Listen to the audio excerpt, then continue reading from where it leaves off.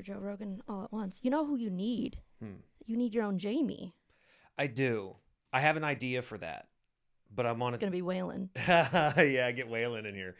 No, actually, I have an idea. I have a idea for a female Ooh. to do it. But yeah, the what Joe really does have is, I think what really makes his show flow, and I think he even knows this, is having Jamie. Yeah. The fact that he's got the guy back there, the moment they start talking about something, he's already in the back looking for it. So, absolutely. yeah, I've got an idea. I've actually talked to someone about it. I thought it would be a fun gig for her. It's kind of something that she already does. Oh, perfect. So it just makes sense. Absolutely. So, but anyway, Celeste Gibertini. That is. Am I infamous or famous? I don't know. Well, you can't be infamous because you've done nothing wrong. Well, clearly. And I don't, and you know what? I don't think enough people watch my stupid ass show to make anybody famous. Certainly bring some attention to people though. Yeah, that's true. You're referring to mine and Joey's show? Absolutely. Absolutely. Well, look, like I said, I think, again, quite honestly, that I think I was very grateful that you were not an escort. I love how that was just like the standard. Like, this is the only explanation. This is it. Okay. I'm not, by the way. Yeah. Let's just clear That's the what air. I made it very clear. Said that you're not. Just a regular woman from Podunk, Wisconsin. Yeah, Point Pleasant, Wisconsin. Well, look, I think to explain the mindset of my side, obviously I've talked about the scenario, I've talked about what kind of occurred, but to kind of explain that, okay. We had this conversation where I was staying. It's a very nice hotel. It's probably the nicest hotel on the beach there. Probably, yeah, one of the top 3, I would say. Yeah, and so you go downstairs, and there's just this picturesque kind of restaurant bar at the bottom. Yeah, best drinks. Yeah, all of it. You're sitting there right there on the water. You've got a huge patio, big benches and cushions, and all kinds of shit to sit on, and you've got this really badass bar. Okay. Like, this is the setting of a movie. We're going to start it right off. It looks like it starts off like this is how a movie would start. Okay, sure. So I'm going down there solely for the purpose to get something to eat. I mean, I didn't care where I was. I was literally sitting all the way to the right. Mm-hmm. There was literally like a couple in their 60s or 70s to my right. I didn't care. I just didn't want to wait an hour to get seated. And why would you even want to sit inside when you have the option to be looking at the beach? Like, it just makes sense. Exactly. So with considering all of that, like, if I was a working girl, like, this is the place. You'd be a great working girl. I would. I'm not sure. Like, yeah, I might be a big one, might be a big one. I could be like that swimmer in Pennsylvania that gets out there and starts kicking the shit out of all the other swimmers. You'd be a good working girl. You have the charisma. You can talk to anybody, clearly. Well, I think, and this is, again, I think goes to what, okay, again, thank God you're not. But honestly, I think I don't want to belittle the sex trade, because it literally is the oldest trade we have as human beings. It's the oldest job of all human beings, other than maybe some type of construction, but I don't think people did that necessarily as a trade. I think oldest documented trade is sex workers. And I think that we should probably make a bigger effort to maybe protect them rather than criminalize them. forced, because there are women that are forced into it, probably more than we know. But as sex workers, someone that selects, not Celeste, someone that selects to go into that trade, I think that there might be a little bit, I think it's safe to say there's probably some damage there. Yeah, probably. There's some background events that happened leading up to that point. Yeah. 100%. Like insane religious upbringings. Oh boy, we're going there already. No, we can cross that bridge in a minute. But knowing you now, having the conversation, all checks out, huh? Well, No. like it makes total sense that you could have been. Wow. Like it even adds to the story. Absolutely. No, well, okay. I see both sides, but I'm in this position, so I couldn't see where someone would take that past history and run the complete opposite direction and just be like, nope, I'm getting the farthest away that I can from it with the most looked down upon thing probably in religion. We'll get into that. And I could see it.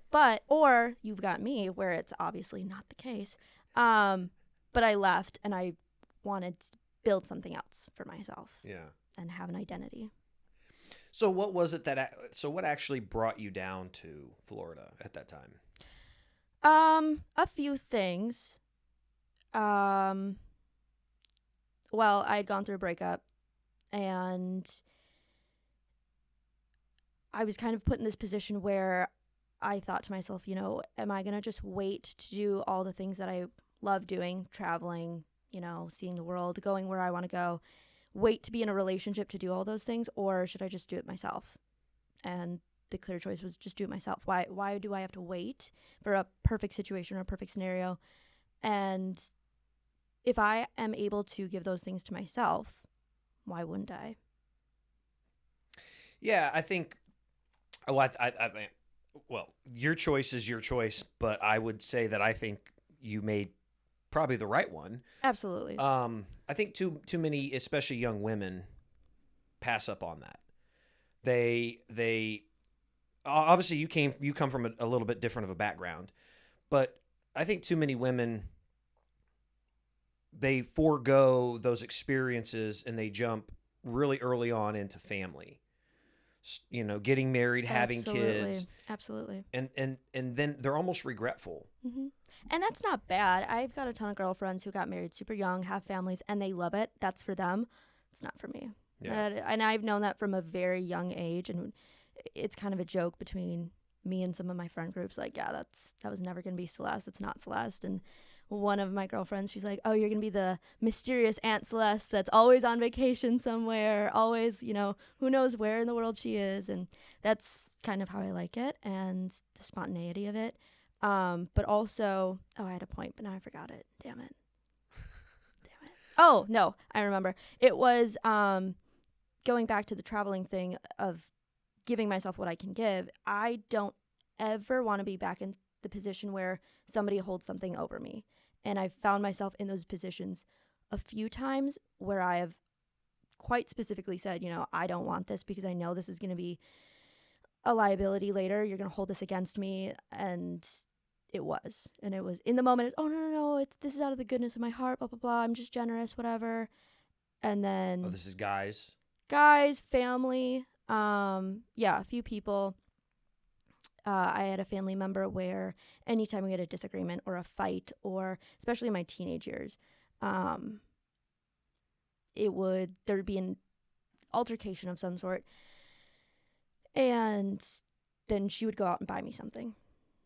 And I remember one time very specifically, I was probably 17, and I had been saving up for this Michael Kors watch that I really wanted, and had a fight with this person, and she went out and bought me the watch as like an I'm sorry gift, and I would not wear it, would not take it, because I didn't want to be bought off. I didn't want to be like, oh yeah, it's totally okay for you to treat me this way because I know you're going to get me something after. I hated that. And it took me a long time to wear it. My dad actually had to convince me to wear it, and I still have it, but I don't wear it. Yeah, we actually talked about this yesterday. It's kind of like the flowers. Yeah. People buying, guys typically buy flowers for women when they've done something wrong. And women want men to buy them flowers. Absolutely. Because they want to. Absolutely. I mean, we had a very specific conversation about somebody yesterday, where I was talking to him and I literally had to tell him, hey, shut the fuck up. Like, there's nothing you're going to say in your rational mind to make sense in your crazy woman's mind, because y'all are fucking crazy. Y'all are crazy too. That's a different. Okay, we're going to go down this road. Love it. Because we had that. But it's to literally say, hey, dude, look, she doesn't fucking care what you think about those flowers. Correct. She wants you to want to buy her flowers. Yes, absolutely. And I don't want to have to tell you that I want flowers. Yeah. I mean, I think there's an exception to that. In the beginning of two people getting to know each other, I think if that's, nobody can just guess what you're thinking, right? So you have to say like, hey, and an act of service or the way I feel loved or cared for is when you bring me flowers. I think if that's voiced in the beginning of the relationship, totally fine. You kind of have to clue them in on what you like and then go from there. But you shouldn't have to ask for them all the time. Well, we as men... Unless you like that. Unless you like asking that. I mean, to each their own. Yeah, look, we as men are very, in general, it's like having Tony Watley on here the other day. Loved him. Great speaker. Men in general are more hesitant to speak in public. Generally, there are more men, not Mormons, more men that speak in public than women. Yes. Only because more men force themselves into that environment. Women are more hesitant in certain ways and they're more withdrawn, but they're better at speaking in public. They're more attuned to it. You guys have literally been having to deal with more or less public speaking since you were very young. In what way? Well, boys when we're younger, we get ignored. We get kind of, hey, you guys are self-sufficient, kind of go do your thing. Go eat some dirt. Yeah, go eat some dirt, go build a fucking fort, whatever. Boys are more or less pushed into sports and just kind of left to go do their thing. Girls, there's a little more nurturing that goes there. And then there's a little more where women, where the family spends a little bit more time developing the woman as if she needs more effort to take care of herself versus a boy.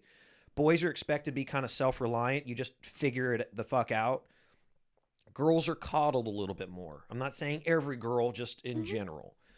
But then that transitions into your early, like 12, 13, 14 years old.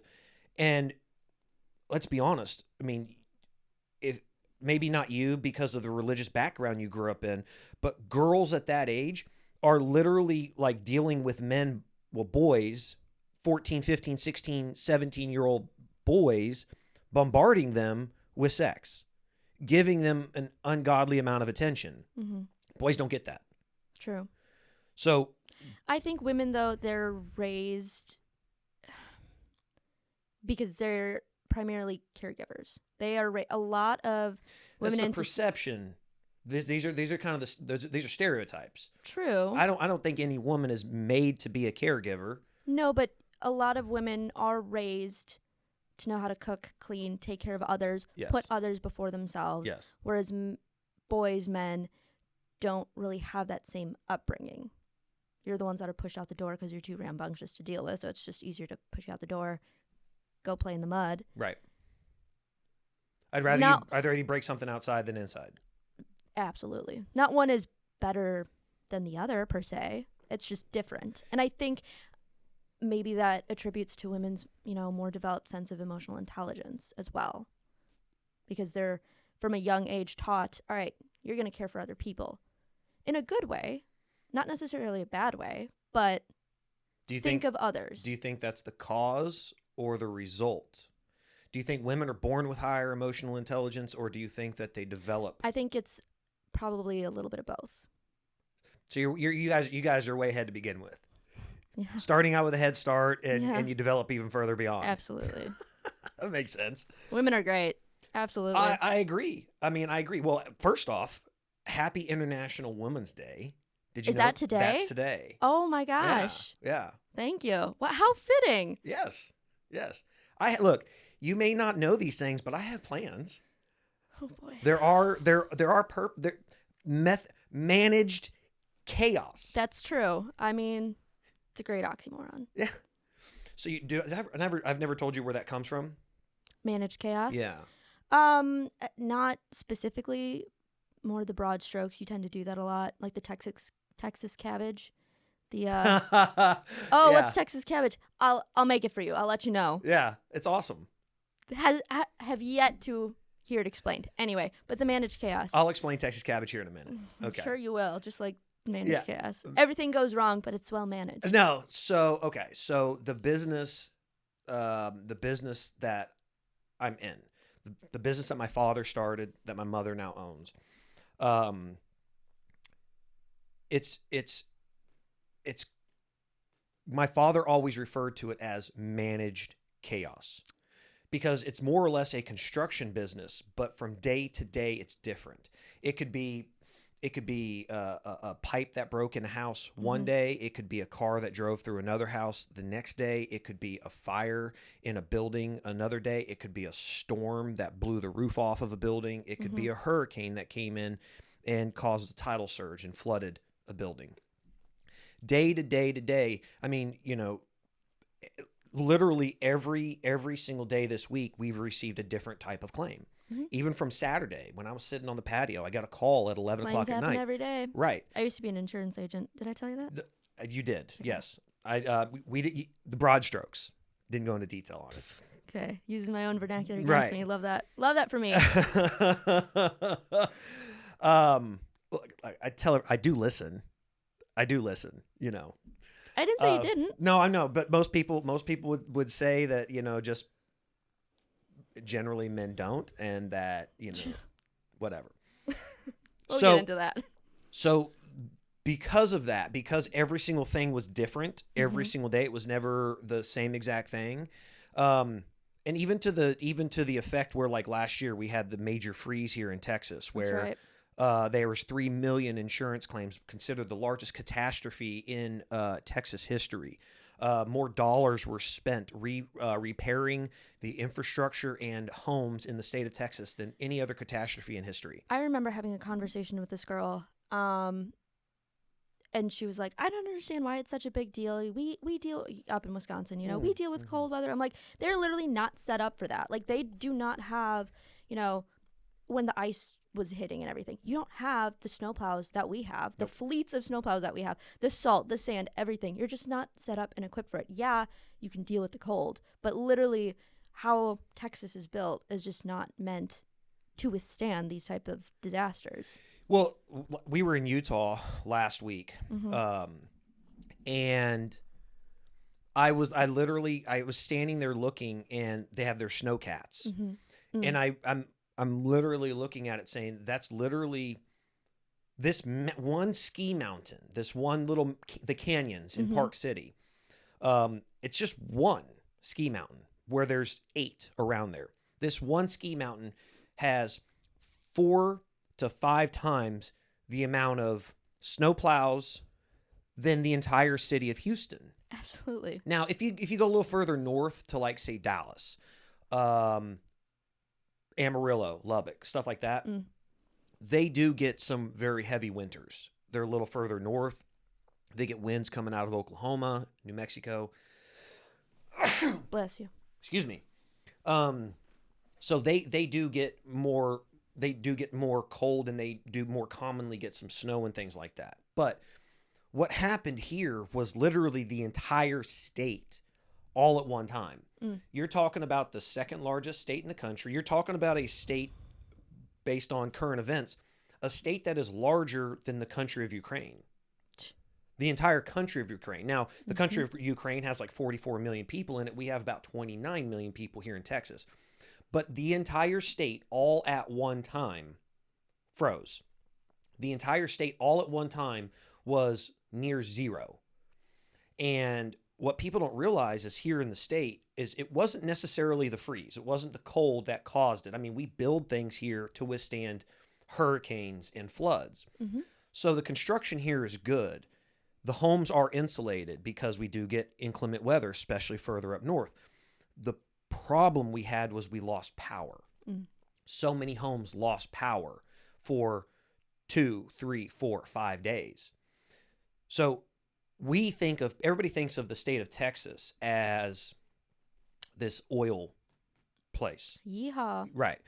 We do because place, like we talked about this, Exxon, Baker Mm-hmm. Hughes, a lot of these major corporations are here. Right. Okay. But in reality, the West Texas, like West and Texas oil, Mm-hmm. the reason we have it here is because of the refineries. Everything comes down here for the refineries, and we refine something like 90% of all the oil for the United States down here. Mm-hmm. We have the largest refineries down here on the Gulf Coast, and we have large LNG plants, liquefied natural gas, and they have Chenery. It's not because we produce it. The actual largest, there's 2 oil reserves in the United States that are bigger, excluding Alaska. Number 1, the Bakken oil shell, Mm-hmm. which is like North Dakota, South Dakota, all that. And then there's actually they found an oil deposit under the Rocky Mountains that it's something like 3 trillion barrels of oil under it. Whoa. Now, when they found the Bakken oil reserve, they found that it had 500 billion barrels of oil. At today's rates, that is enough oil to run our entire country until the year 2042. If it came from nothing else, if we had no other source of energy, no nuclear, no renewable, no nothing. Mm-hmm. Okay.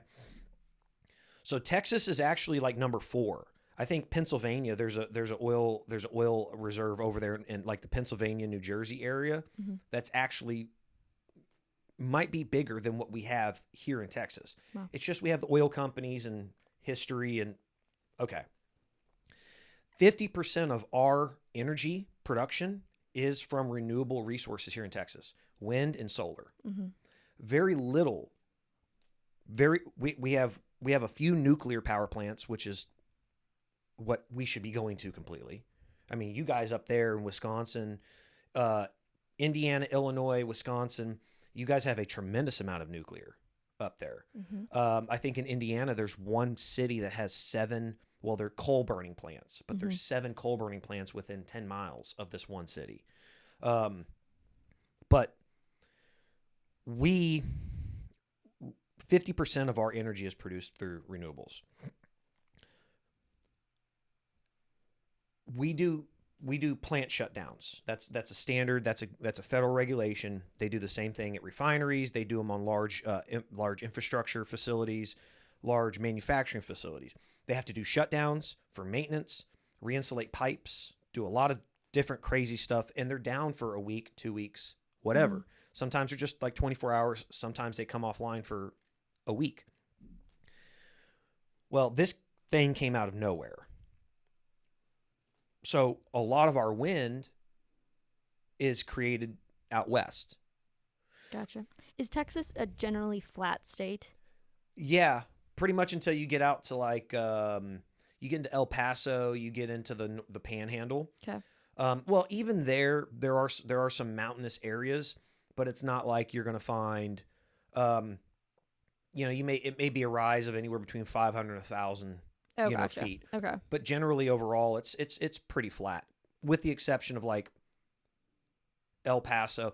We have the hill country. Mm-hmm. They call it the hill country, which is Austin, which you've got pretty beautiful rolling hills and rocks and stuff like that. But it's not a mountain. Mm-hmm. But you can drive in there and you can see a pretty high hill. Gotcha. So,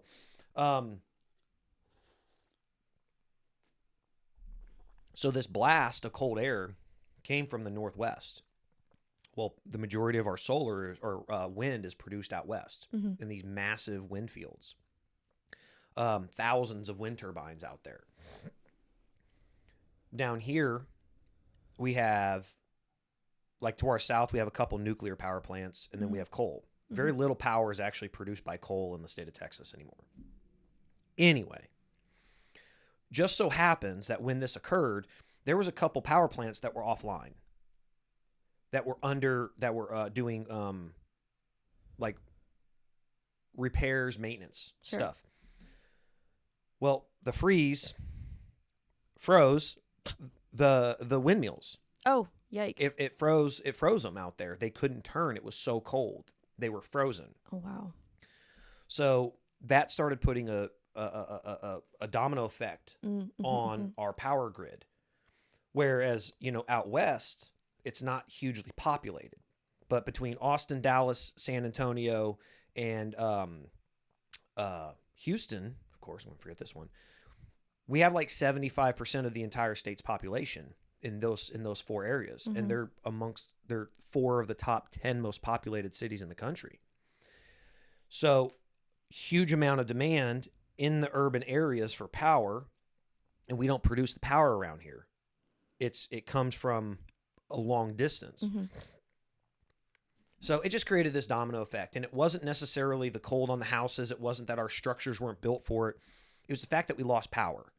And the temperatures inside the houses were dropping below freezing.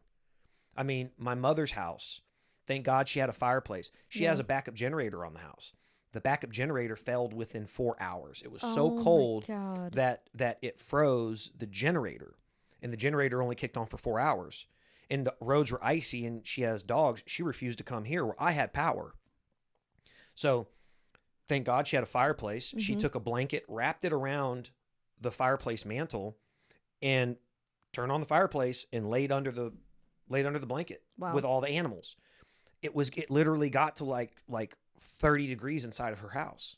So cold. And that is so cold. And that's inside. Right. Now go into the attic areas where it was 10 degrees outside. Those pipes, they froze. Wow. And since she's, she's there by herself, she's not running water all the time. I mean, I don't know if I told you this, especially with like my mom, how bad this affected my mom was that the freeze occurred February 16th of 2021. And your father passed away February 19th. Wow. Yeah. Oh my God. So my father was in the hospital, and thank God, and we were contacting the hospital, make sure they had backup generators. Luckily, the business I'm in, I had access to stuff, and I was like, hey, like, I was already contacting the hospital, like, hey, are you guys going to be okay? My father's there. Do I need to bring in a tractor trailer size generator to run you guys up? I said, I'll fucking donate this shit. I don't care. I'll do it for free. But they were good, which is like most, I'm not sure if it's federal regulation, but it's just due diligence is good on a hospital to have a generator. But, yeah. Wow. Yeah, and so he was in the hospital fighting for his life when the freeze occurred. And then, so I'm out like that day, the 16th, I'm out because what happens, we had a rapid thaw as well. Temperatures rose really fast. So we went from being like 18 degrees to being like 35 degrees in a matter of like 3 or 4 hours. Wow. And so the pipes everywhere burst. They just expanded and just went pop. And so, so I'm out every single day. Well, without going through the story of my dad,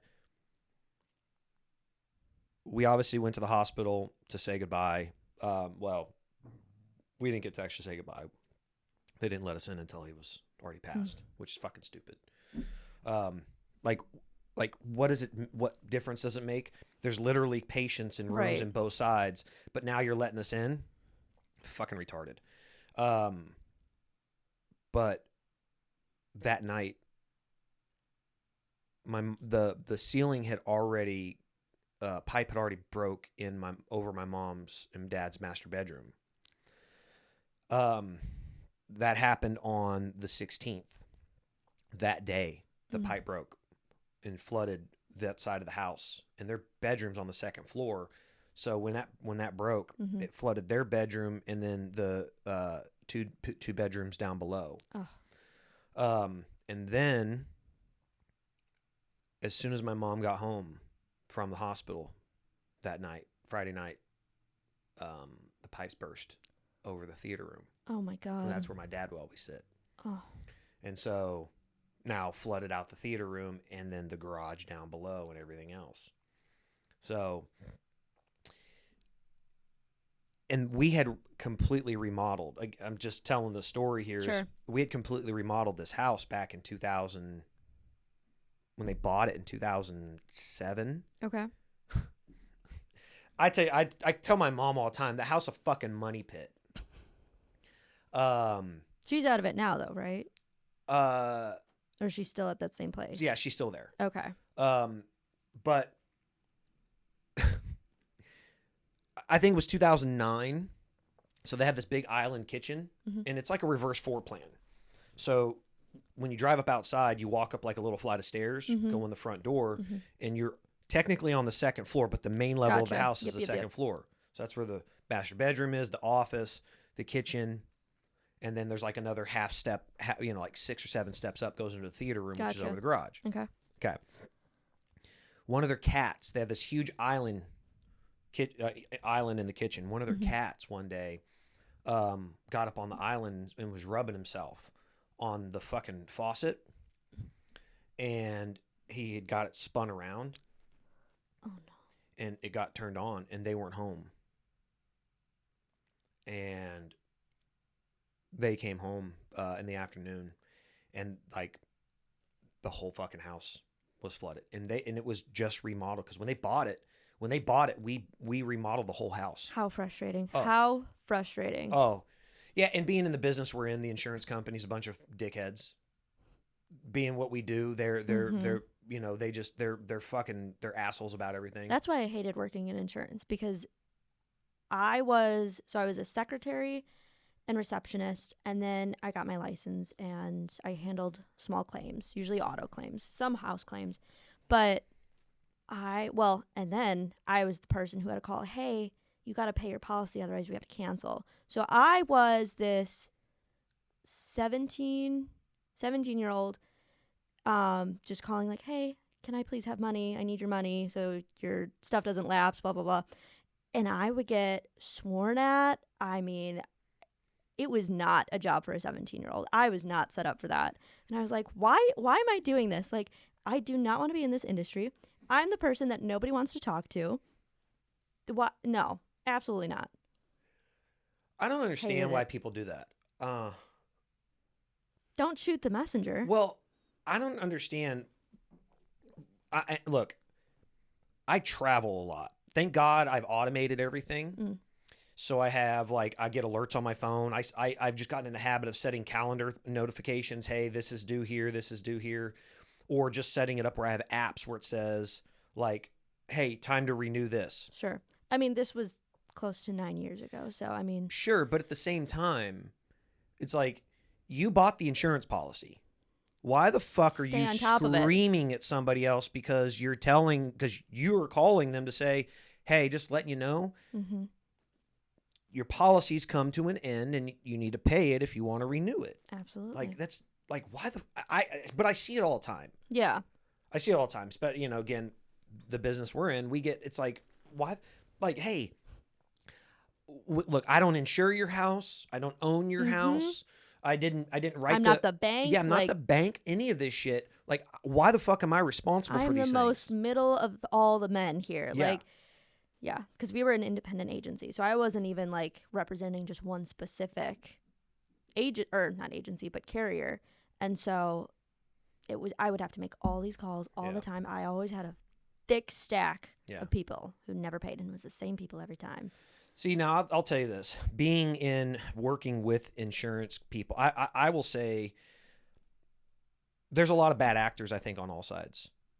There's bad insurance agents. There's bad insurance adjusters. I was just a bad insurance agent because I didn't know what the fuck I was doing. But look, insurance agents for the most part have to hire people like you because they have to hire younger people that don't necessarily have a huge amount of experience to do what you're doing.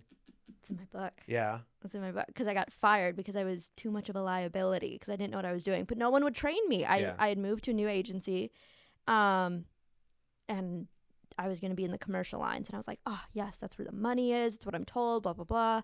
Nobody trained me. I sat in a cubicle by myself all day. I would just get thrown a stack of papers, and I had no idea what I was doing. So it was an independent, though. That's why. Yeah, I worked for 2 independent agencies. Yeah, because most time if you work for like a State Farm or Allstate or Farmers, there's some sort of like program they put you through. Yeah, they're gonna train you. Yeah. And in most of those places, they want you to have some type of basic license. Absolutely. I think if I'm not mistaken, like here in Texas, mm-hmm. in order for you to get on the phone with somebody to make alterations to their policy, mm-hmm. to renew it. I mean, me as the individual, I can go buy an insurance policy online. Like I renewed my car insurance through the app. Yeah. Same here. You know, via PayPal or not PayPal, Apple Pay. Mm-hmm. But even if someone is to get into my policy here in the state of Texas, and they're going to make any kind of alteration, changes in coverage, whatever, they have to be. I think they have to be licensed in the state of Texas.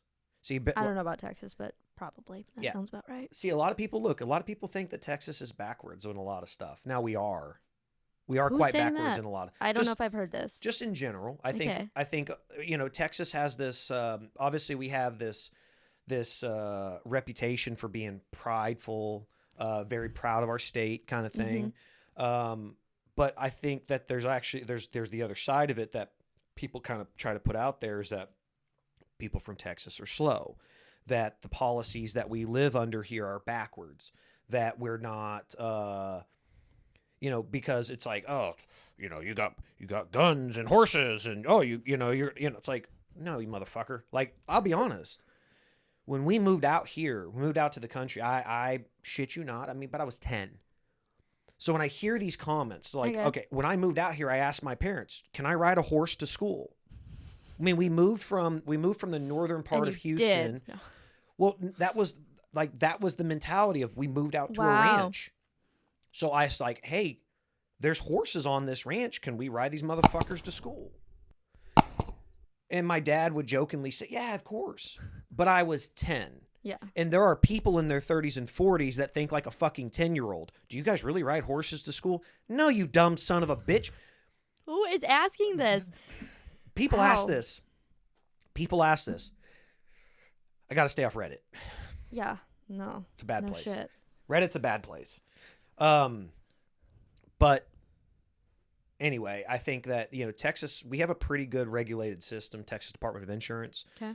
There's a lot of good policies and procedures because like Houston is typically the claims capital of the country because it's so large, the Houston market, because it's so large, so dense, the type of construction, we don't have building codes here in this. I mean, we do have building codes, but we don't have a contractor's license. Wow. So anybody who wants to start building can build. If you want to remodel your house, you don't have to pull permits for it. If you want to build something brand new, you're supposed to get permits. Oh my God. I remember my parents, they built a pergola on their back deck, and the building permits were just a bitch to get. Like, they were waiting so long, and it was this whole thing. Yeah. Like anybody who wants to be a roofer, as long as you got a truck and a ladder, you can start a roofing company down here. You don't require a license. There's no fee. There's none of that shit. You can just start putting fucking roofs on houses. So the way it is here, that's why the building construction is so big and land is cheap and the market is inexpensive. Do you have a lot of roofing claims then in Texas? Because at Wisconsin, we had so many roofing claims. Yeah. I mean, obviously we don't have the amount of like hail you guys would have up there. Or snow. Yeah, you guys have ice damming, things like that. We do get ice dam claims. We do get a lot of hail claims. We get hail claims, wind claims on a daily basis. But whereas Dallas, for example, so this is a function of the Gulf. We are 100 miles inland here, but we still have a lot of warm air coming in from the Gulf, and it extends past Houston. Okay. That constant kind of blanket of warm air. So that's why we don't get the tremendous cold weather down here. But that's also why it's fucking humid. Mm. So the function of the hail is that a cold front meets, kind of a warm front, so to speak, and it's usually at the beginning of a thunderhead, and it drops a shitload of hail as the front's kind of moving through. Well, we never get a lot of that here in Houston because it extends further to our north.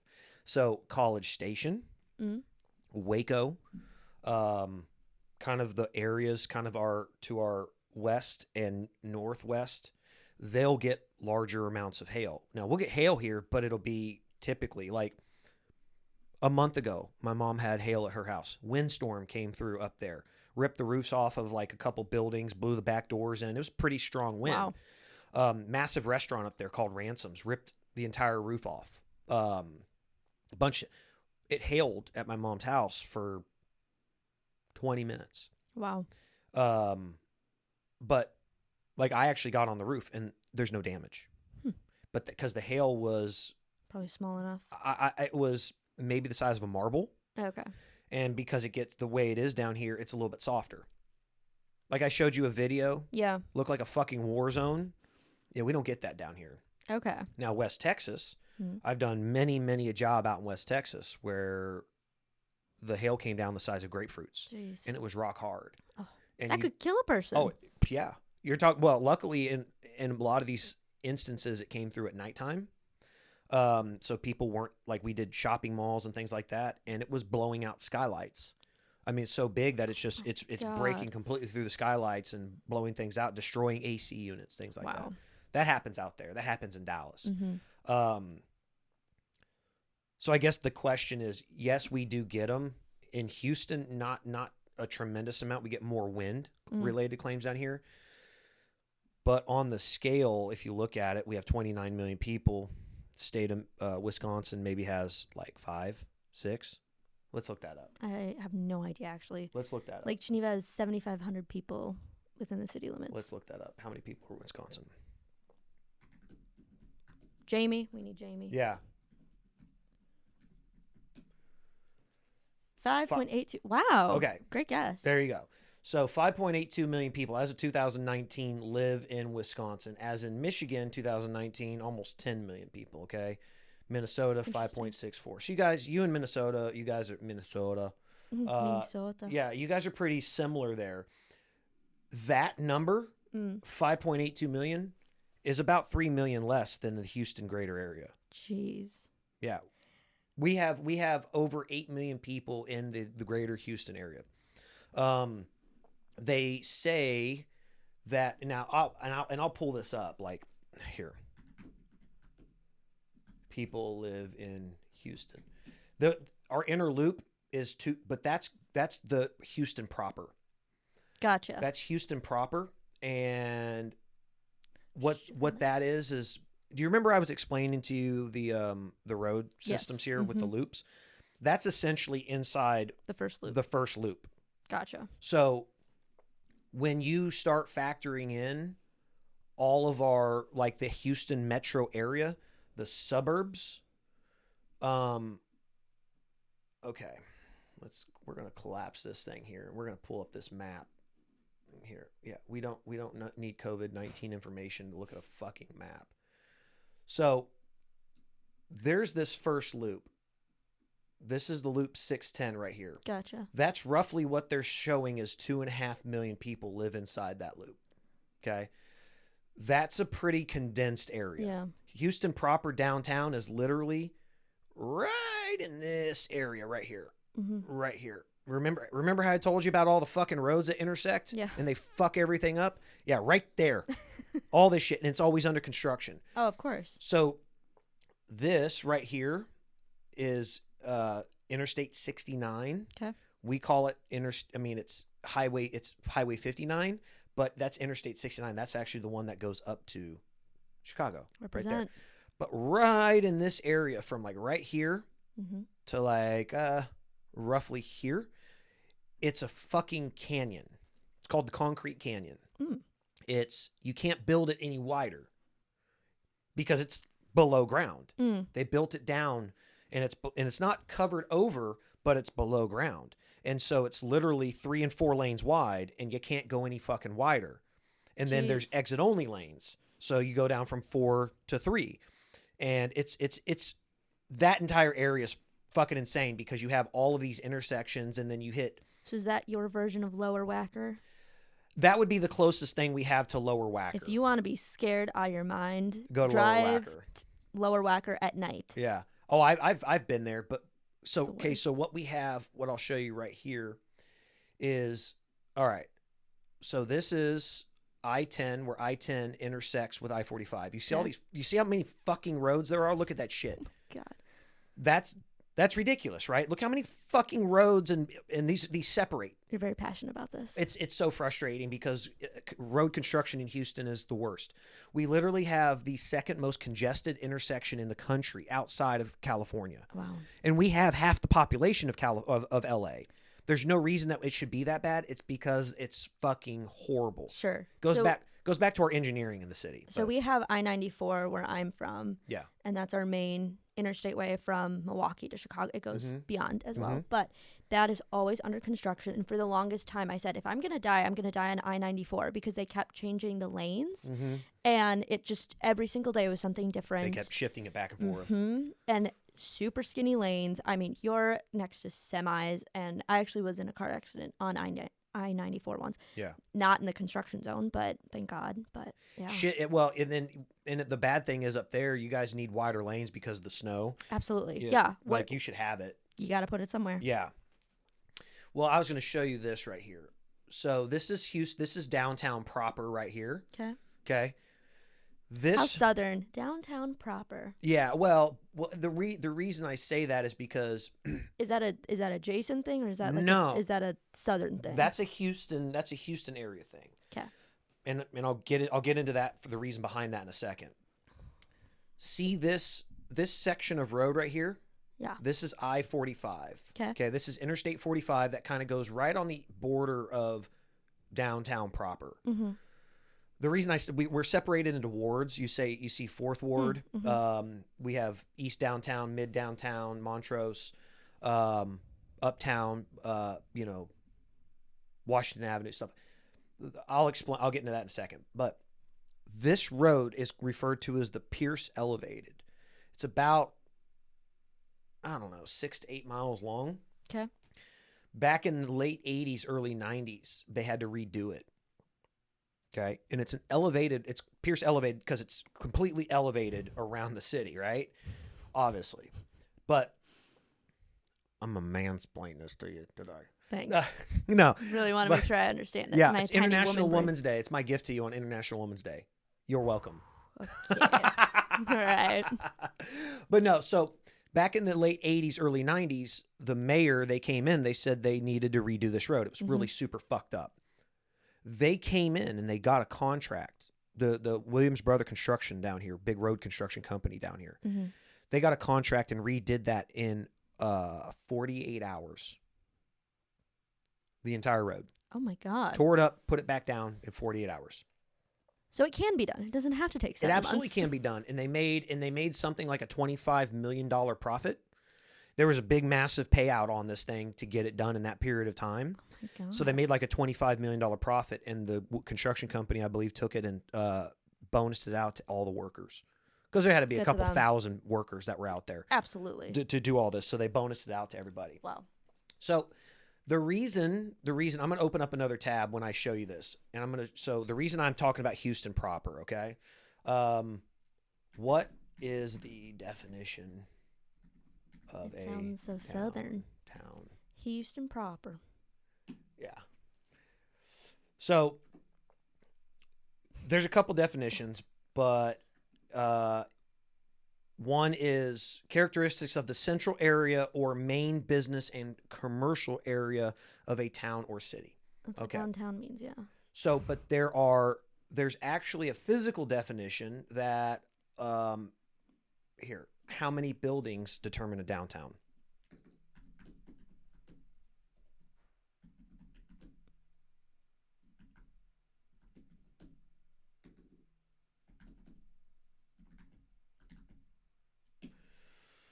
So I had read somewhere, and I won't go bore everybody with all this shit, but I had read somewhere at some point that what makes that there is a physical description of what would make a downtown.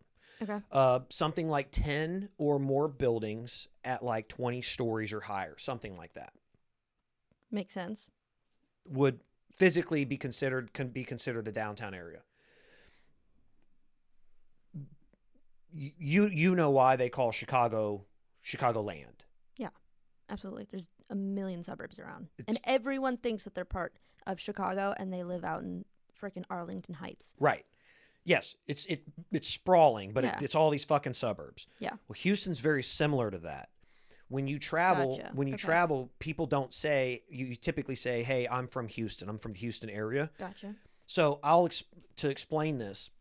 So downtown is pretty heavy with buildings of 20 to 75 stories. I mean, our fucking court building is downtown court building is something like 40 some odd stories. So we have Houston proper downtown, but south of downtown, we get to 288, right? See, Texas, this area right here, this is the Texas Medical Center. All this shit. There's probably another 50 buildings down here in their fucking hospitals. There are more hospital beds in the Texas Medical Center than the entire state of Louisiana. Oh my God. Yeah. How many? Here, look. How many? Oh, can we take a poll? What do you want to look at? What? No, I want to know from the listeners what the city in Louisiana is called. It's going to be 50-50 because I'll call somebody right now and he'll tell me exactly how they because he's from Louisiana. And I bet he says New Orleans. He says New Orleans. Of course he doesn't. Then he's not from New Orleans. He will say because he's got a really heavy Southern Cajun accent. He's going to say New Orleans. New Orleans. New Orleans. That's what he's going to say. New It's Orleans. one word. Yeah, New Orleans. It all comes together. It sounds like he's got gumbo in his mouth. How many hospital beds in Houston? Okay. Most of this is in the Houston Medical Center. In the Houston Medical Center, let's see, Health, City of Houston. We have more than 100. There are 19,300 hospital beds.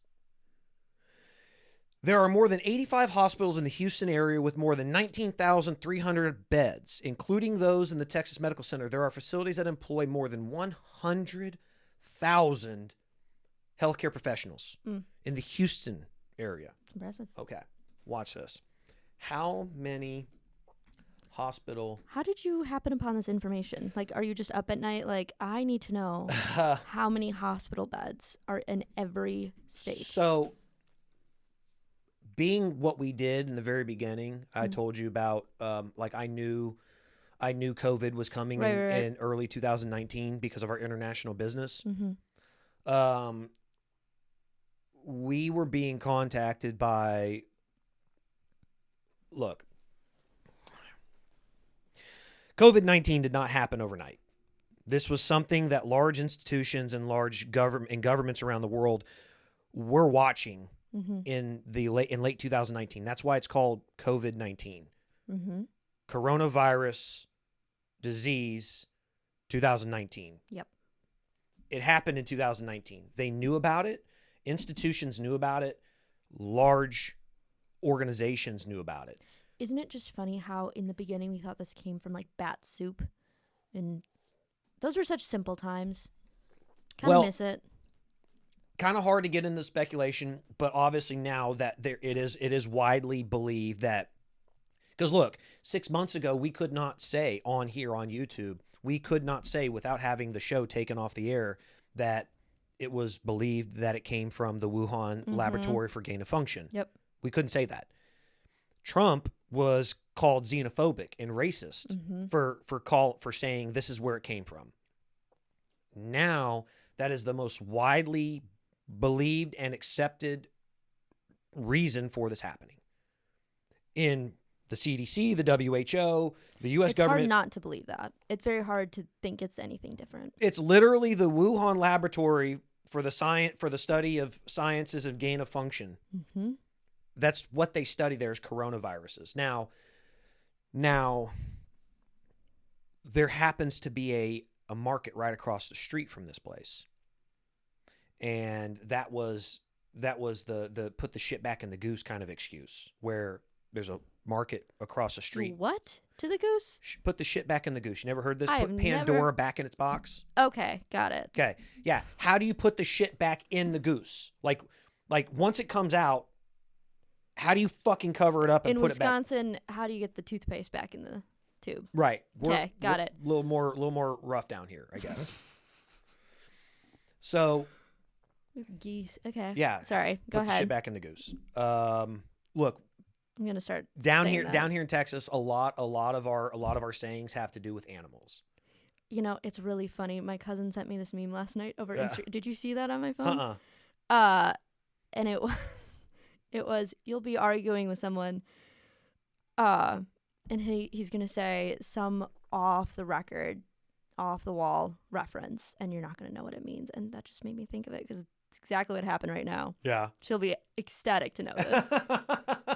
Yeah, well, here we do, yeah, a lot of our references do go to animals. It's like go to the butcher shop, you know. I mean, but this is also from a movie. It's part of a movie. I mean, your life is a movie, so Yeah. love that for you. But you don't, I don't I don't want to stick my head up the bull's ass to find out how the sausage is made.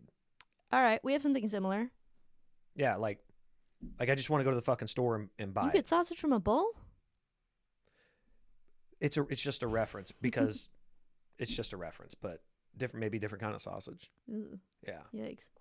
What is the most peculiar thing you've eaten? Bull dick and bull testicles. That sounds about right for you. Yeah. No, it was odd. So Argentina Okay. is actually one of the beef. It's like the beef capital of the world. Well, we are the consumption. Okay. This is okay. So this is the thing in the. I was looking for the hospital beds in Wisconsin. Mine was raw horse, by the way. That's That was Italy. okay. So Great. I've had something very similar. Yeah. But I bet that was just horrible. So anyway, don't matter. Houston has a lot of fucking hospitals. The point, we'll finish this up here really quick. Yep. We have the medical center. Mm-hmm. Out here on I-10, you have the energy corridor, which is where companies like BP and a lot of these there's another 20 buildings out here that are like 50 stories that are out here on this. Then you go to Katy. There's more buildings out there. You come down on the south side over here where NRG Park is and all this stuff. There's more. So when I say Houston proper, because then you come up, then you go just to the the west side of Houston. You go to the River Oaks Memorial area. There's a lot of huge shit. You come up here to Tomball. We went right by 20 buildings. Yeah. That are massive up in the Woodlands. Mm-hmm. You come all the way up here, up in the Woodlands. You got Exxon, Anadarko. Right next to the mall, there are two buildings that are 50 stories. Like right next to the mall. Plus you have, anyway, all of this is considered part of the Houston metro area. Sure. So when I say Houston proper, that's what it's for, is because it's literally downtown. It's literally in a very, very confined area. But you have all of these other densely populated areas with all this other crazy shit. So that's Houston proper. That's anyway. Argentina. We were down there for Worlds in World Championships in 1997. And we wanted to go out afterwards. We had all done very well, and we wanted to go get a big steak dinner. Yum. So we went to this massive steakhouse, and I will bring this up. I don't know the name of the place, but I do want to bring this up. Largest beef producing countries. Okay, largest beef producing countries. I want to say Argentina's up on the top of that list. They should be pretty high on this list. United States is the largest beef producer, followed by Brazil, European Union, China, India.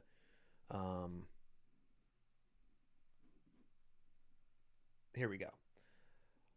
Argentina is number 6 for a very, I mean, they produce 5.3% of the beef consumed around the world, but for a country of its size, they produce like a mass. Again, you're looking at a country that's, I mean, we have 330 million people, 340 million people in this country. They probably have 50. Sure. So per capita, they produce Very more beef than impressive. anywhere else in the world. So anyway, we went to this really badass steakhouse, and we ordered what looked like it was like 100 ounce. We thought it was a 100-ounce steak. And we were confused because here in Texas, we do have a couple places where you can get these 50 and 100-ounce steaks, and they're competitions. And if you eat the whole fucking thing, Get it for free or something? yes, but you're going to burst. Absolutely. Yeah, it's a lot because you have to eat all the other shit too, like the salad and the potato Anyway, when they brought it out, it came out in this really big fancy pan dish kind of thing, and we realized it was a lot of different stuff. It wasn't just the steak inside, but it looked like one of the things in there looked like sausage. It was a dick. And was like, no wonder it tasted fucking horrible. Like it was bad. But we call the bull testicles down here Rocky Mountain oysters. You ever heard Good of to that? know. No, but Yeah. good to know. Rocky so that Mountain I can- oysters are bull testicles. Not actual oysters. Yeah, definitely not. Rocky Mountain oysters. Okay. Yeah, that's Good what to know. that's I'll what file bull, that away. But Oh man. how'd you end up eating raw horse? Oh, it was great. So I knew about it. I knew what I was getting myself into. It was my first meal in, not Milan, but it is a little city outside of Milan called Cologno Monzese. And yeah. Just the Italian bullshit. Okay. Cologno Monzese, cute little restaurant. And my aunt and uncle that I was with, adoptive, this was like where he grew up. This was his city. And he was like, oh, we got to go to my favorite restaurant. This is the first place that I always eat at when I'm back home. And I was like, I am ready. This is my first Italian meal. And he's like, all right, this is where I get, my raw horse that I was telling you about. I was like, okay. I had no idea what to expect. And it just looks like a beef tartare pretty much. And you have lemon and parsley, and it's fantastic. It's a little sweet, just very tender. It's no different than a carpaccio, honestly. Assume nobody watching this knows what the fuck a carpaccio is. Carpaccio is raw meat, like a beef carpaccio. Okay. Eat it on a baguette, just raw meat. I had it in Florida a couple times at my hotel restaurant. It was great. Oh, at the little The Italian place. No, was it the Italian place you went to? Oh, so okay. The one you ended up taking me to. Not there. No, I don't know if they had carpaccio on the menu. I'm sure we could have gotten it had I asked. But no, the restaurant that was attached to my little podunk hotel. The one looked like I was going to Get murdered in. Yeah. I was afraid I was going to get murdered in there. Yeah. Not going to lie. The pictures online looked a hell of a lot nicer. And then I get there and I was like, I'm afraid to I mean, it's great here. you're right across from the beach, but it literally looks like it's a hotel that people get murdered in. Stabbed Absolutely. death in. Yeah. Absolutely. The restaurant, fantastic. The best food. The pool was nice. The rooms, not so hot. Very dated. Very just yikes. Well, they're probably, people are renting it regardless. People are going to pay It's for based on location. Yeah. And there was a huge deal, which I should have gotten a clue. But you know what? I was in Florida and I was happy. Yeah, most hotels that are like worth their Money. Yeah, they're not going to be given those Absolutely kinds not. of discounts. Absolutely not. Because 4 years prior, my best friend and I had been to Fort Lauderdale, and we were at a hotel probably 3 blocks up from the beach. So not right on the beach, but much nicer of a hotel. And I couldn't remember the name. I couldn't find it on the map. Who knows if it's still there. And I knew I wanted to be near the Bonnet House Museum, even though I ended up not going. I didn't have time, but I love it there. So I wanted to be near that. And I wanted to be near S3 where we met because I loved the drinks and the sushi there. So Yeah. all a plan. Well, let's talk about your book. Okay. Tell me about your book.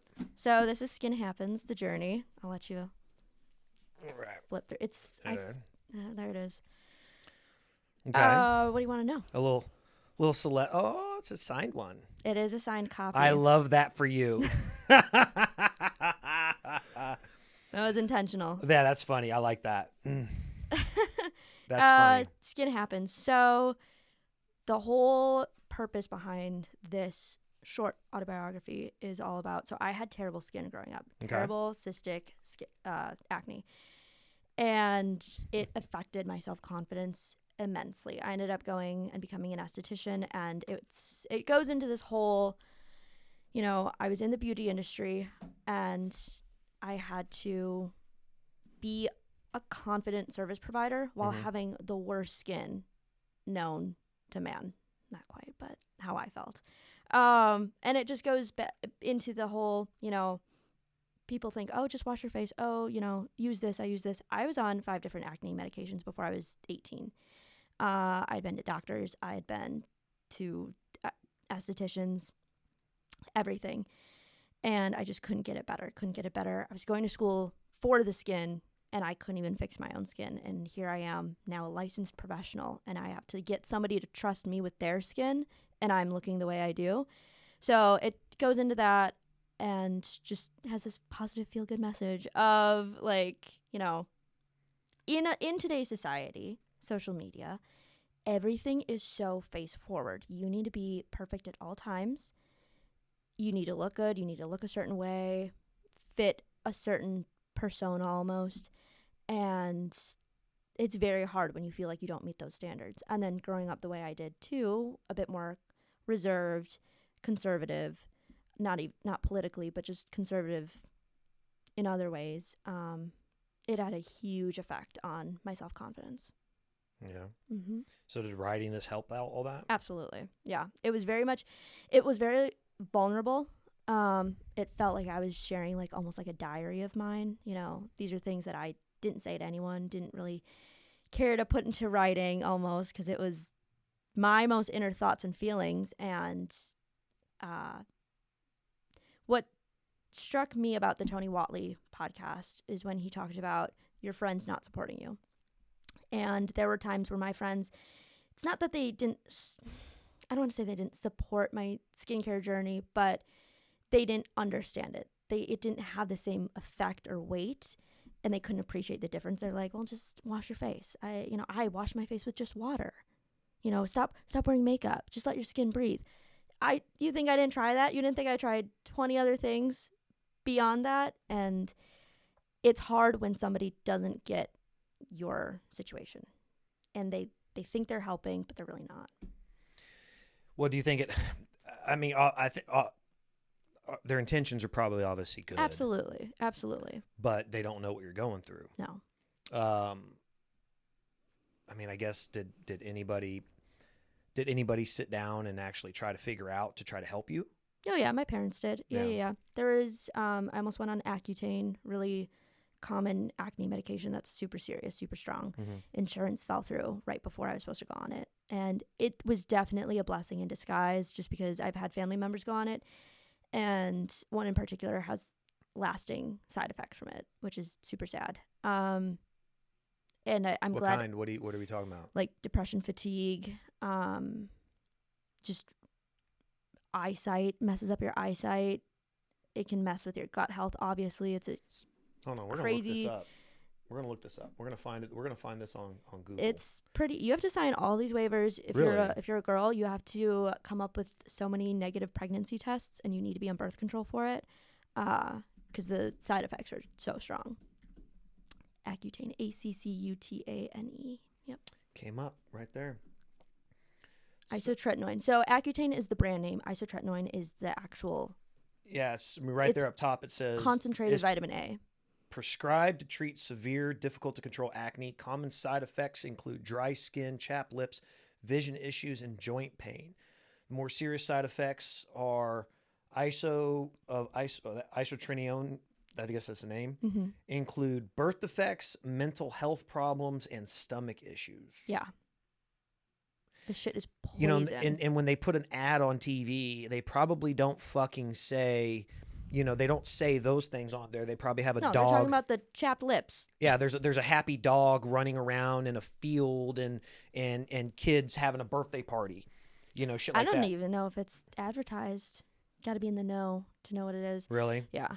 Yeah. It's not something You you have go to to- your regular doctor for. It's I had to ask for it multiple times. yeah. I had to ask for it multiple times, and I was put on various other medications before Yeah. I was even prescribed. And I had to go to Yeah. a specialist. I had to go to dermatologist. So, yeah. But kind of goes back to our conversation we've had before about regrets and things. And not that I regret having bad skin. I don't regret it. It's not even a regret. It's kind of one of those things like, you know, I couldn't change it about myself. I finally was able to. And I think it did something for me in the grand scheme of things. As superficial as that might sound, Yeah. of, oh my God, now I have clear skin. I've worked so hard for my skin, and I have to continue to work hard for it. And I'm constantly reminded every single day. And you know, there'll be times once in a great while I'll get a small pimple and I'm like, oh, this is crazy. Like, this used to be my daily of not just one, but so many. And the physical pain that comes with it, because I had pretty severe acne, and just the wind on my face would hurt. Sleeping on a pillow would hurt. My face would bleed. I'd be talking to somebody and they wouldn't be looking at me. They wouldn't be paying attention to what I'm saying. They'd be looking at my face, looking at my acne. And that was devastating. I was so withdrawn, didn't want to talk. And at that time in my life, I was doing some public speaking. And it was so hard. It was so hard because I felt like nobody really paid attention to me. They just paid attention to my skin. And I kept wanting to prove that I'm more than my skin. I have so much more to offer. Don't just stop at my face. Like, continue to get to know me. Well, that's cool. Yeah. I mean, it's cool that you were able to overcome all that and kind of harness that you were able to still come out with a very positive energy for it rather than allowing it to just crush you. Because don't get me wrong, you know, men, they get over acne, things like that. They eventually, you know, they kind of come out of that shell and they become more social and things like that. Mm-hmm. But I would say you're beyond that. I would say that you're like outgoing. I try to be. Yeah. I mean, that's how we met. This is true. Yeah. This is true. Well, Celeste, I'll tell you what, I think, I want to say to you, I appreciate it. I appreciate your energy. I appreciate your you know, what you bring to the environment, to our friendship, to our relationship. Thank you for that. I think you're a great person. I think that you've got a great story coming from the background you came from. It's kind of interesting. Maybe next time we can dig into that. Mm-hmm. But where can people find Skin Happens? Amazon. Amazon? Okay. Amazon, yep. All right, we'll put the link up there on the show. Celeste, thank you so much. Thank you. Thank you. I appreciate it. All right. Celeste Gibertini, everybody. Gibertini. I did it on purpose. I know. I know. Because one is the fun way and one is the proper way. Correct. So Americanized is Celeste Gibertini. Right. In Italian, it's Celeste Gibertini. Oh my fucking God. Okay. Celeste Gibertini. Yes. All right. For the Americans. For the Americans. Per questi italiani. Yeah. Celeste Gibertini. All right. Sicuramente. Grazie per... Thanks, Celeste.